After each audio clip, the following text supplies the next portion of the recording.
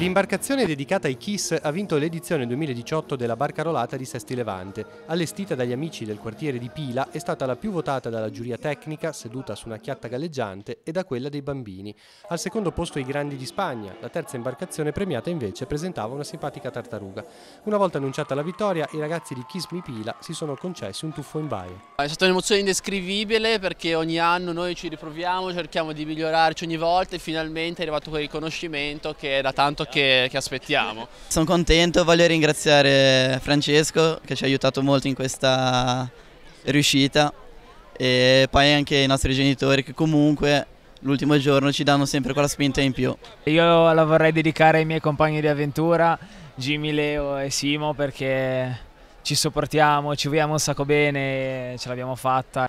A detta degli organizzatori e dei presenti, la 25esima edizione della Barcarolata è stata un successo, dalla conduzione del comico Enzo Paci al concerto di Napo sino allo spettacolo pirotecnico conclusivo.